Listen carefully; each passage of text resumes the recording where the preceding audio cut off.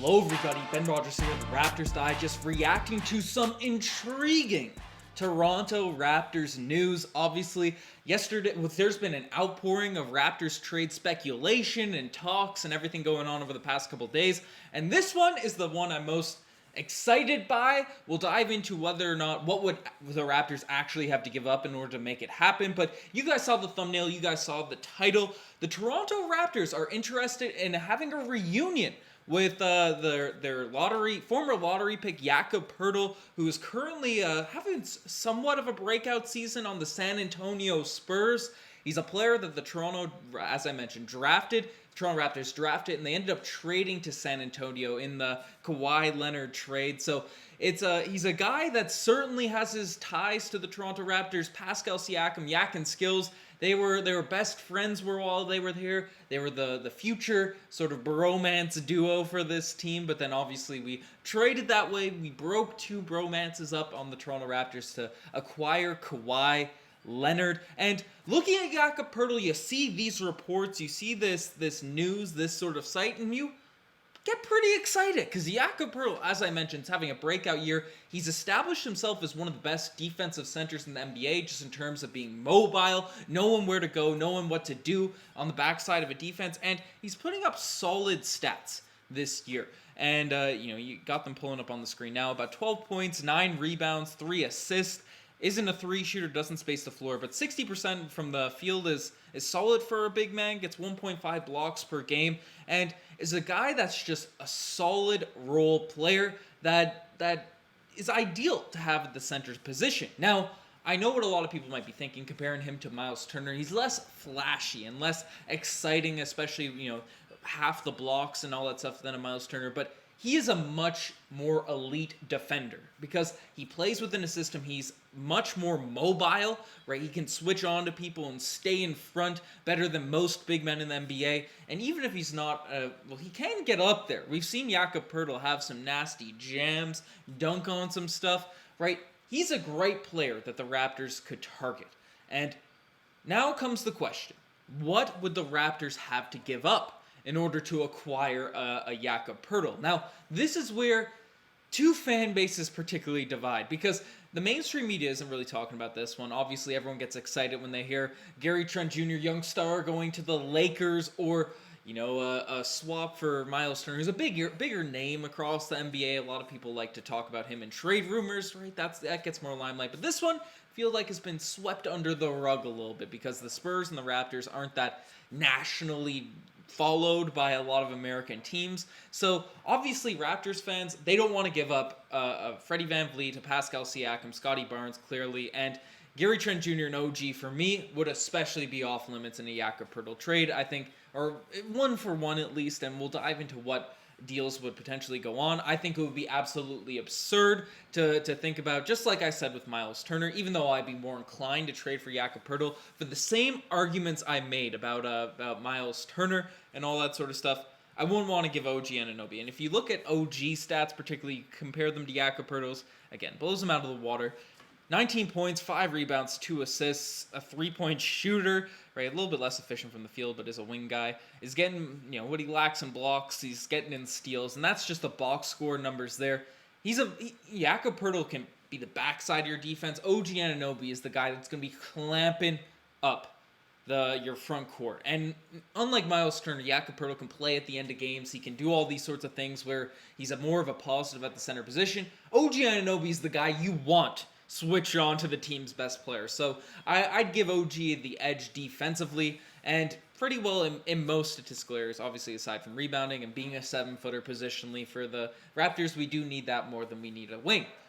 But so then what would the Raptors trade, you may ask? And the San Antonio Spurs, looking at their roster composition, are filled with a bunch of guys that are, in their mid-upper 20s that should be entering the primes of their careers, but are mediocre, are all kind of role players, with exception to DeJounte Murray, who's having an all-star-esque season. Got to give credit where credit's due to DeJounte, because he's playing really, really well for the San Antonio Spurs, and I know a lot of people gave up on him, but outside of that, they have a couple of guys, Sheldon Johnson, who I always keep mixing up his name. I believe Sheldon Johnson. I shouldn't be messing up this because he played for the Olympic team, played for the U.S. Team USA, whatever.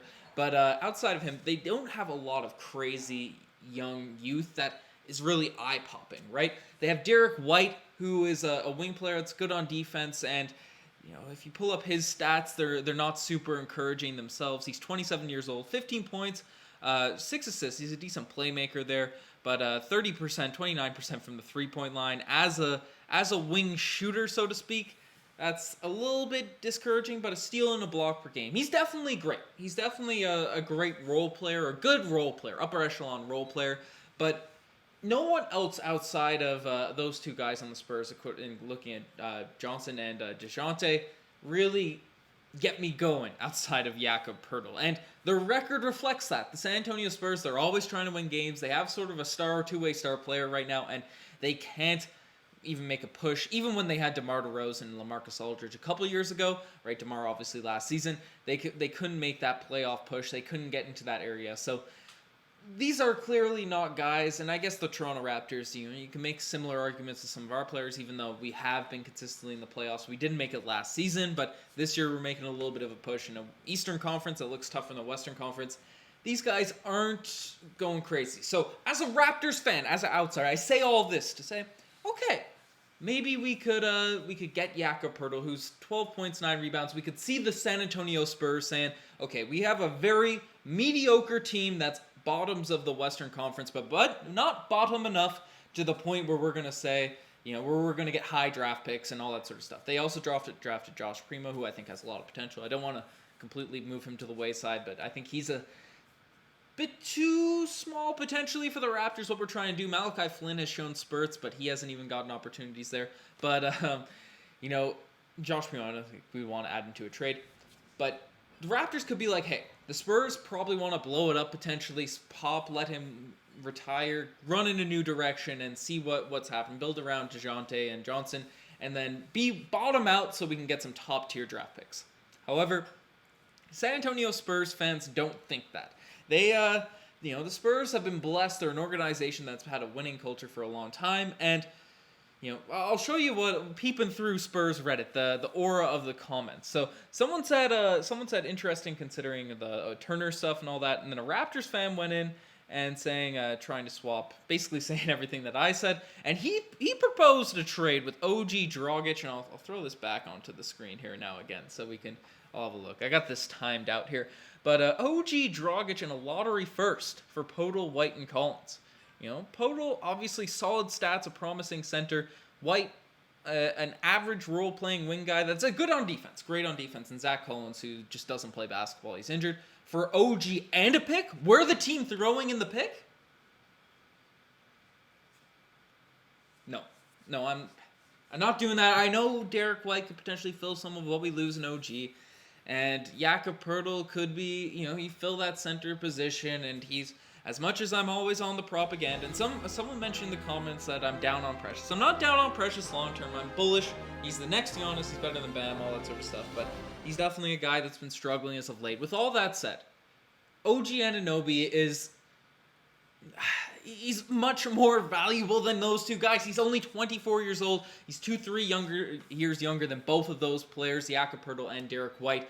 He's scoring in the 20s right now. He's been doing it on minimal shots. He's doing it as in a role player spot, in the same amount of sort of touches and because obviously DeJounte's the number one option down there in San Antonio. White and Poeltl, they're sort of not getting plays run for them and all that. OG is outperforming them, younger, and is a better defender than both of those two players right now, and getting the same amount of touches, right? OG just gets more confident, gets his game going. That's star potential right there. I know people are saying, oh, we've been saying that about OG forever, but the stats don't lie. He's a 20-point per game scorer. These are max contract level guys. Like if I pull up his stats once again, right?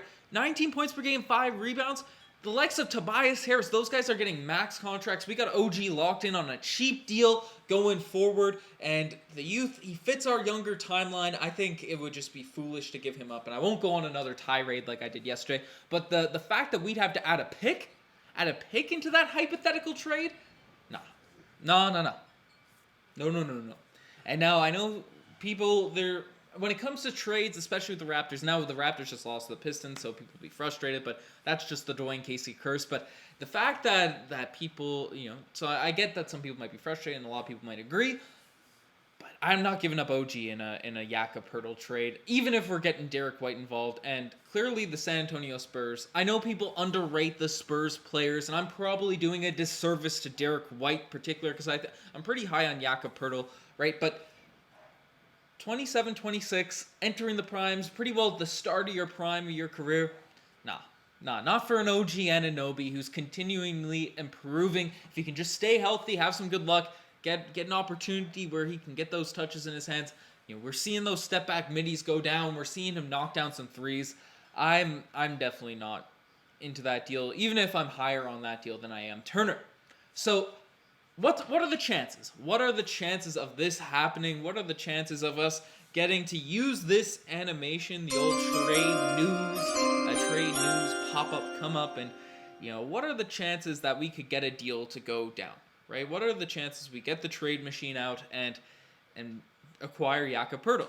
Now, San Antonio Spurs obviously is the team that has currently been stuck in mediocrity over the past few years, right? Their fans want to see a winning culture. They know how it is, but they've been stuck, and maybe their GM says, okay, it's time to bottom out. And Jakob Poeltl, Derek White, all these guys that are 25 plus years old, even though they're not old by any means, but are currently in their primes, we need to get draft assets and younger players, right? So maybe the Toronto Raptors could add a couple of first-round picks, protected, whatever, right? It took 2 first-round picks to get Nikola Vucevic, who I know Riker's low on him, but is a better player than Jakob Poeltl, right? Or 2 first-round picks maybe, and then a young guy with a bit of potential. I think that could potentially get it done. Then you bring in Jakob on this situation. Now, what would that young player be? Would they be interested in Malachi Flynn? Probably not with Primo and Murray there.